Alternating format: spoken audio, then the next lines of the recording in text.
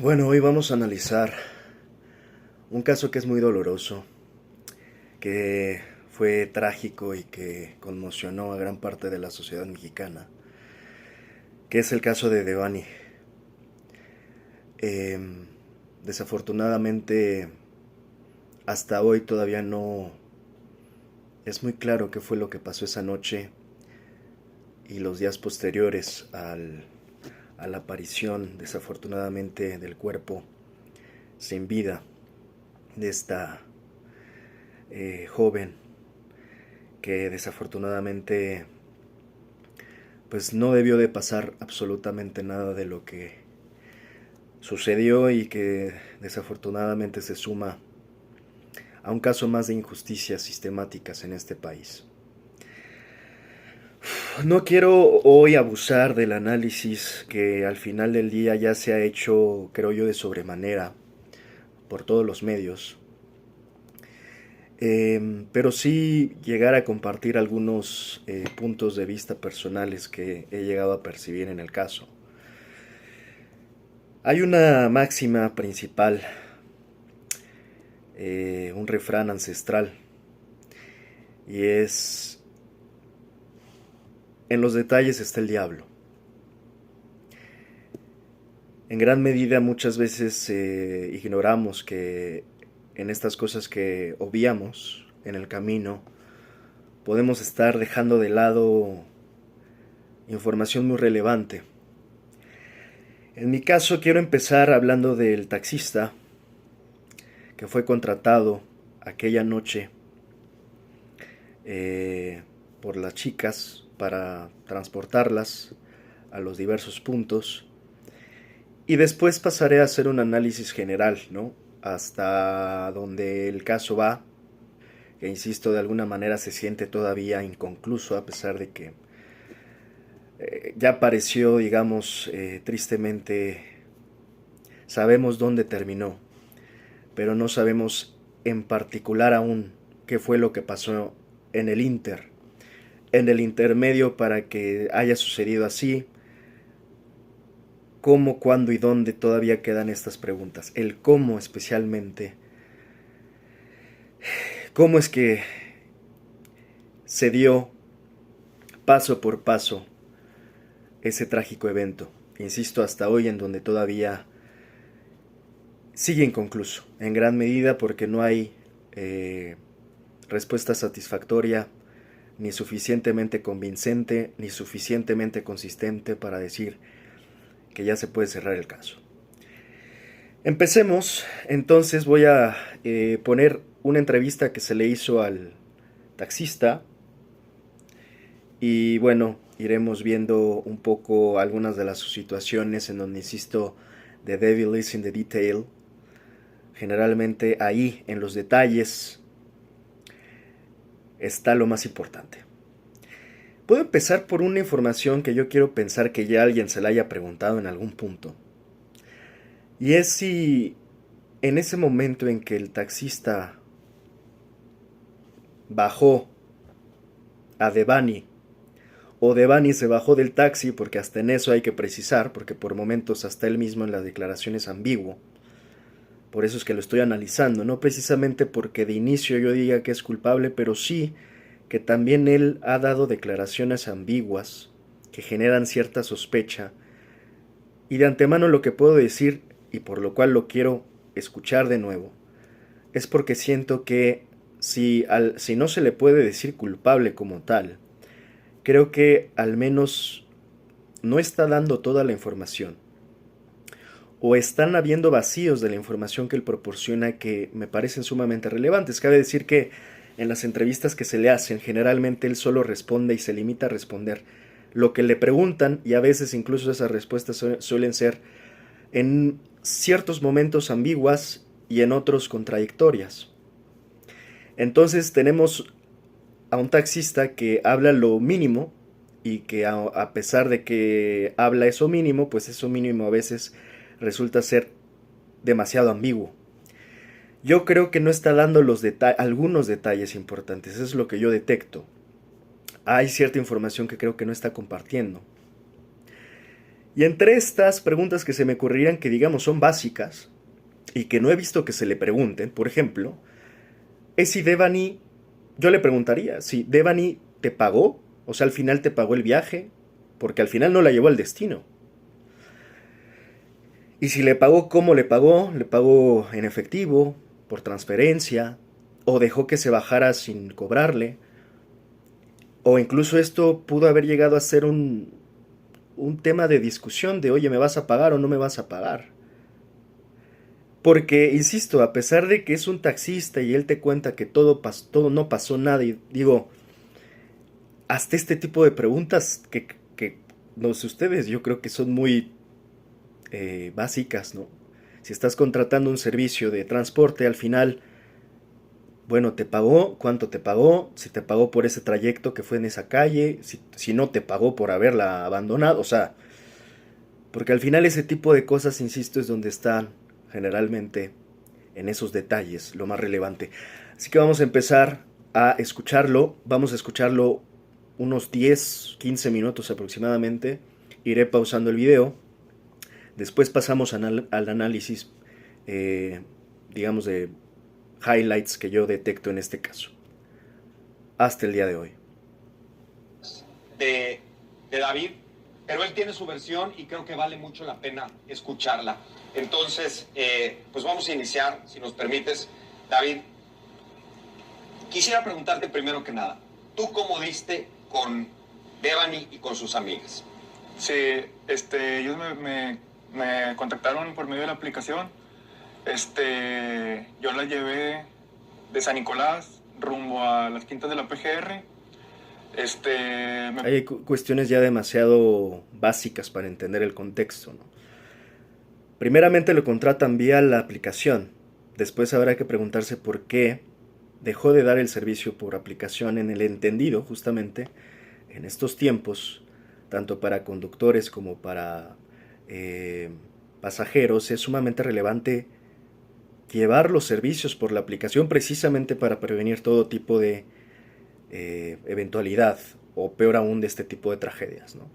Esto simplemente tomarlo como moraleja, que no se nos olvide, ¿no? Tanto para conductores y pasajeros, por algo es que de alguna manera nos dan cierta garantía, y a veces ni eso, pero si no la tienes, menos de seguridad el hecho de tomar los viajes por aplicación.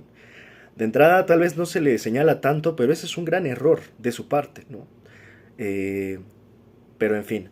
Y la otra, bueno, que se refiere en este contexto espacio de las quintas de la PGR, que no es un dato menor. Una de las amigas de Devani me pide su número.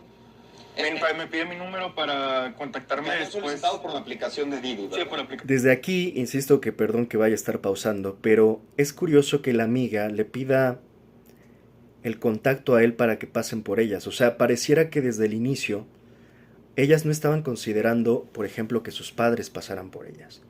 Insisto que a veces en estas información entre líneas te puedes detectar ciertas intenciones previas, ¿no? De ellas que estaban considerando, nada más como una posibilidad, ¿no? De que si alguien no pasa por nosotros, que pase él, o de inicio jamás haber considerando que se iban a regresar a casa con sus padres, ¿no? ¿Son de Didi? Por eso le piden el contacto. Ya después me mencionan que si les puedo facilitar mi número, pues para regresarlas después de la fiesta. Yo les comento que sí. O sea, ellas ya estaban un poco claras que al menos las tres o una de las tres que no iban a regresar con sus padres. Pero y cuando pues yo anduviera cerca de donde fue el lugar de la fiesta. Alrededor de las 4. La otra es que es curioso, ¿por qué no pedir un taxi de aplicación a esas horas? Pero en fin, no sé si estaban buscando negociar un precio, si les dio confianza a este conductor, si les cayó bien. 4 de la mañana me mandan un mensaje de WhatsApp donde pues me dice que si puedo pasar por ellas. Uh-huh. Y al momento le digo que sí, que tardo de 10 a 15 minutos en llegar por ellas. Llego por ellas, pero nada más suben a Devani. Se sube o la suben, la verdad, no. Como se sube en la parte de atrás, no vi si la subieron o ella sola se subió. Yo nada más escuché un portazo. Hay video al respecto y sí, hasta ese momento de alguna manera coincide lo que está diciendo y parecería que es Devani la que se sube y cierra la puerta, ¿no? De portazo. Devani me dice que avance mientras las amigas por un lado me están hablando. Y al momento de que yo empiezo mi recorrido, me dice que me espere, yo me espero, y en eso pasan las amigas, junto con otros chavos que estaban ahí en la fiesta. Pasan en otro carro. En otro carro. O sea, ya se Esto es particular porque ya está contando justamente el momento más relevante de la noche, que es cuando Devani se va con él. Y aquí él menciona que ve a las amigas en otro carro, evidentemente con otras personas. ¿Esto por qué es relevante? Porque sí, dentro de estas preguntas que no sé si ya se las hayan hecho alguien, incluso la fiscalía o alguien, a las amigas, que por supuesto también son un factor importante en este caso, es saber justamente qué hicieron las amigas después, con quiénes iban y hacia dónde iban. Hay unas versiones, que ya llegaremos a esto al final. Estas creo que ya son más del tipo especulativas, no precisamente tal vez estén cotejados con evidencia, pero ya hay algunos rumores, digamos, que hablan de que incluso las amigas, de alguna manera, pudieron haber ido después al motel con los chicos con los que iban, que está justamente cercano y que es donde finalmente se encuentra en esa área de Devani. Insisto que estas preguntas son relevantes en el al menos saber qué hicieron después las amigas, dónde estuvieron después, hacia dónde iban, porque lo que es probable es que no iban para sus casas. Y ahorita lo confirmaremos cuando el propio conductor dice que parece ser que no invitaron a Devani vamos a decirle al after, porque ya de por sí iban como de casa en casa y quinta en quinta, cambiando de fiesta en fiesta. Entonces era un poco lógico que las amigas no iban para sus casas, iban para otra fiesta. Y eso es algo muy normal para todos que hemos ido a fiestas, y más en estos casos, que a ver, de una fiesta que ya tal vez ya no haya más fiesta después, pues sí puede ser una posibilidad de la fiesta, te vas al motel, hacer lo que tengas que hacer, evidentemente entendiendo y sin darnos golpes de pecho, ¿verdad? Después de una fiesta, y si ya están las parejitas, pues en una de esas se van a un motel. Aquí la parte relevante que de alguna manera podría cotejarse con lo que está diciendo el conductor es que estas chicas iban con otros en otro carro, y aquí la pregunta es ¿hacia dónde? Y si no es que fueron al motel que estaba justamente cerca. Sí, alrededor de las 4:10 de la mañana, 4:05 de la mañana. ¿Y por qué ellas se fueron en otro carro y Devani contigo? Pues lo único que me comentó ella es de que pues eran malas amigas porque no la habían querido llevar. Es la parte relevante, o sea, si te enojas con tus amigas porque no te quieren llevar, no te enojas porque no te quieren llevar a su casa a tomar el té, ¿va? Te enojas porque no te están invitando a seguir la fiesta, la peda. Esto, insisto, hay que tomarlo en cuenta, porque justamente para cómo termina la historia, puede que haya una cierta relación entre algunas cosas que pasan en el origen con lo que pasa al final. Pero ¿No había querido llevar a dónde? ¿A su casa o a...? No específico. Ahí me parece pertinente la pregunta del conductor. Nada más que yo diría, a la casa no iban. O sea, iban a otro lado. Ahora sí, como dice el meme, a donde sea menos pa'l la casa, ¿no? O sea... ¿De dónde? Simplemente me dijo así, que no la habían querido llevar, que eran malas amigas, y comenzó a llorar. Después de eso me pide... Empieza a llorar en el sentido de que ahí, al menos de la declaración que está dando él, Devani estaba triste, no feliz de que no la hayan invitado a la fiesta o a seguirla, y que evidentemente ella no tenía como tantas ganas de ir a casa. Ahora, hay una cierta contradicción en la forma en la que Devani se sube al auto, insisto, cuando ella parece que se sube, no la suben. O tal vez se sube por una especie de berrinche de decir, bueno, me subo y bye, ¿no? Pero iba triste tal vez, ¿no? Iba contra su voluntad, en el sentido que tal vez sintió la presión de las amigas de decirle, ¿sabes qué? Ya no te aguantamos, no te toleramos y ya no queremos que vengas con nosotros. En ese sentido, tal vez el berrinche de Devani de subirse al coche y azotar y dar el portazo, y después, pues tal vez coincida con lo que está comentando el conductor. Pide En el camino iba triste, digamos, ¿no? Por no ser invitada por su supuestísimas, entre comillas, amigas. Para cargar su celular, yo le paso el cable. Cuando dice que no es para cargar el celular, hay que entender acá y que no se nos olvide desde ahí hasta el final de esa noche que Devani no tenía tanta pila y que no sabemos cuánta pila pudo cargar en ese pequeño trayecto en el coche de este conductor, ¿no? Y ella se viene hacia la parte de adelante. O sea, el carro no estaba detenido. Sí. Ella se pasa al asiento de... Cosa que, por cierto, no les recomendamos a ninguna. Nunca se pongan con nadie, aprovecho a hacer el consejo, hombres y mujeres, pero más mujeres, y más en esas situaciones vulnerables, ¿no? Cuando están en la noche, cuando van... Digo, esto lo hemos hablado 1000 veces, no es su culpa, la culpa es del contexto y de la sociedad machista y violenta en la que estamos inmersos en este país. Pero no es recomendable nunca pasarte del lado del conductor. Siempre tienes que ir atrás por seguridad. Y si se puede, incluso se habla de que a veces hasta en el lado del conductor, o sea, atrás del lado del conductor, siempre pendiente, siempre alerta, siempre compartiendo tu ubicación, porque insisto, desafortunadamente vivimos en este país donde lo único que parece que por momentos nos queda es prevenir lo más que podamos, ¿no? El hecho de que se pasara al frente me llama la atención porque por momentos detecto hasta en su conversación que hay una cierta confianza entre conductor y Devani, a pesar de que casi se hayan apenas llegado a conocer. No sé si tuvo tanta confianza Devani en el conductor de decirle, bueno, me paso al frente, pero no deja de ser extraño, ¿no? El comportamiento. Sí. Eso no es común No es común, pero igual no le dije nada, No es simplemente le pasé el cable, lo conectó, ella se metió a su celular y ¿Era ya... necesario que se pasara adelante? El cable ya se lo había pasado. Cualquiera que hemos viajado en Uber sabemos que pues el cable alcanza, ¿no? O sea, ese no era el tema, ¿no? O sea, tú estando atrás puedes cargar el celular. Cuando yo lo hago así, ella venía para adelante. Ok. Ya al momento en que me dice de que pues se habían portado mal sus amigos con ella. Antes de seguir, sí quisiera decir que hay en todo el caso, trágico caso de Devani, constantemente hay una, yo diría, división de responsabilidades de todos los actores de esa noche, de todos, desde el conductor, desde Devani propiamente, desde el padre de Devani, el padre y la madre de Devani, en fin, todos tienen un grado de responsabilidad, ¿no? O sea, esta parte creo que sí hay que dejarla muy clara porque he llegado a ver en ciertos foros y discusiones que como que todo se quiere decir, bueno, todo lo que pasó, la culpa de esa noche es solo del conductor, o es solo del padre que no contestó, o es solo del padre y la madre que no pasaron, o sea, digo, o también el hecho de que, a ver, a veces, y para no extenderme tanto en eso, porque creo que la menor intención es revictimizar a las víctimas, pero tampoco creo que sea conveniente tapar el sol con un dedo en el sentido de, a ver,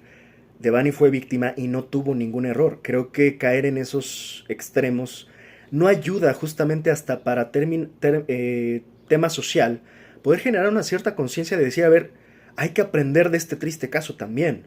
Y Devani desafortunadamente también tuvo errores esa noche. Es así, nos duele porque a pesar, y yo siempre he dicho, esos errores no bastan para o sea, no justifican en ningún momento. Porque también he visto eso, sé que te vas a unos extremos, estás de un lado y del otro en la gente que opina Cometió errores, hay que discernirlo. Devani cometió errores, sí. Que esos errores justifiquen lo que le sucedió, pero por supuesto que no, y hay que distinguir esas cosas. Hay que ser valientes para poder hablar con verdad y a la vez con un cierto tacto y empatía. Pero hablando con verdad, no en el autoengaño. Entonces, en el sentido de que Devani cometió errores. Esos errores justifican lo que le pasó, pero de ninguna manera. Ella debió de haber regresado sana y salva y hoy debería estar con vida esa bella alma, joven, que tenía todo el futuro por delante. Devani debería de estar hoy sana, segura, con vida.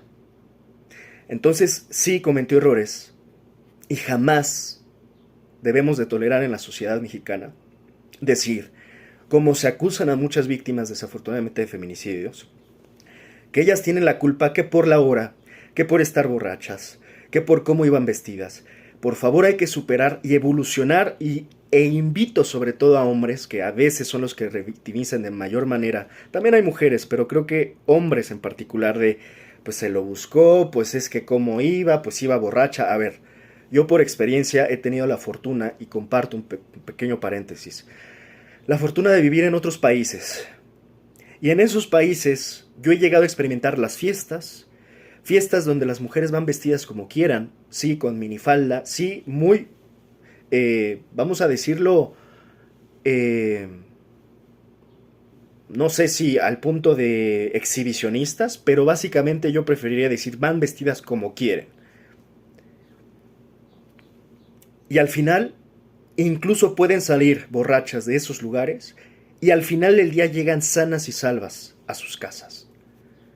Así que el hecho de que en México hemos llegado a normalizar la violencia al grado de que dices, uy, sale una mujer a cierta hora, de noche, con minifalda y borracha, desaparición, abuso sexual seguro y crimen seguro. Esa distorsión en la que hemos llegado en la sociedad mexicana me parece en verdad repugnante.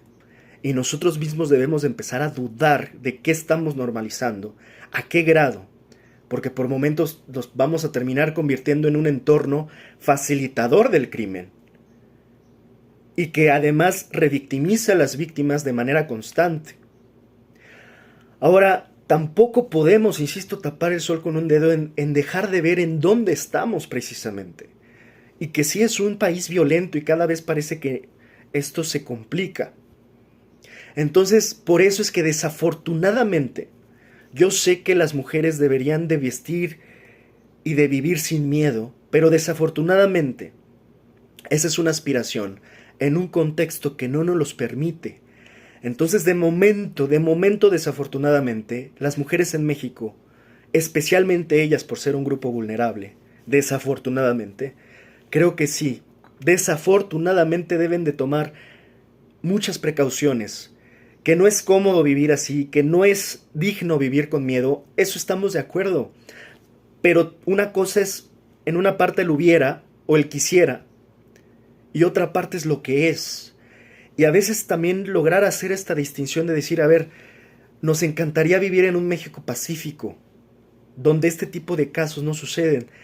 Eso es lo que nos encantaría, pero lo que sucede es que no vivimos en ese México y vivimos en un México violento, injusto, impune y criminal, con un sistema que además lo permite. Y hablo de un sistema donde la propia autoridad forma parte en gran medida de ese propio crimen. Por ende, desafortunadamente las mujeres en México tienen que tomar el doble de precaución. Evidentemente quisiera aquí que también la mujer pudiera salir vestida como quisiera, borracha como quisiera, y sin ningún juicio en el sentido de que, a ver, cualquiera de nosotros tiene el derecho a emborracharse una vez en su vida de manera responsable, claro. No estoy diciendo que te emborraches y te pongas a manejar, pero uno se emborracha y no nos vamos a dar golpes de pecho en algún momento de su vida, y está bien, o sea, es parte de la vida, y no podemos criminalizar a alguien por ello.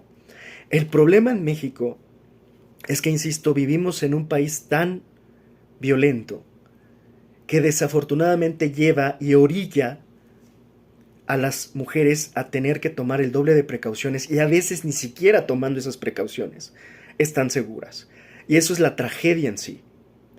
Yo hace poco decía, bueno, entre tantos casos que hay por todas partes, digo, es que aquí donde caminas en México, donde camines encuentras muertos, donde escarbes la tierra encuentras fosas. O sea, por momentos también estamos llegando a un extremo donde no importa qué hagas, cuándo lo hagas, cómo lo hagas, estás en riesgo. Y eso es lo que lamento, porque a veces, insisto, no basta ni siquiera la mínima prevención de decir, bueno, ya no salgo de noche, bueno, ya no salgo borracha, bueno, ya salgo con falda larga, porque hasta el triste caso de Devani, ni siquiera nadie puede acusarla de cómo iba vestida, ni siquiera, y aún así fue desaparecida y tristemente ultimada. Entonces parece que ya no importa, porque sea de día, sea de noche, sea con falda corta o falda larga, nuestras mujeres en México están siendo violentadas. Hago este pequeño gran paréntesis porque es importante darle el contexto y termino en el inicio diciendo, esa noche hay una repartición de responsabilidades. Unas más, unas menos. Unas fueron más como del tipo circunstanciales y otras que ya tienen directamente que ver con el crimen, por supuesto. Algunos estuvieron en el lugar y el momento, como suele suceder en estos casos, pero no forman parte del crimen y aún así tienen una cierta responsabilidad, sobre todo en el lado preventivo, sobre todo en el lado de, a ver, es que hubieran muchos hubieras, siento, en ese camino, hubieras del parte de la familia de Devani, así como hubieron, o sea, hubieras en el sentido de, si la familia hubiera pasado por ella, tal vez no llegábamos a ese desenlace. También hay un hubiera en el lado del conductor, si el conductor no hubiera dejado a Devani tal vez a la mitad de la carretera, tal vez no hubiera terminado en ese desenlace. Entonces, hay muchos hubieras en el caso de Devani que son muy dolorosos, pero que son como son. Entonces, doy este paréntesis, sobre todo porque no lo había dado de inicio, en el contexto de entender el grado de responsabilidad. Y que al final, en la gran medida de los casos, aún sumando todas esas responsabilidades, no le debió de haber pasado absolutamente nada a Devani, en un escenario ideal. El problema, insisto, es que estamos en México. Y en México, si no previenes, pues todavía generas prácticamente las condiciones y el entorno para que algo así desafortunadamente suceda. Empecé a llorar.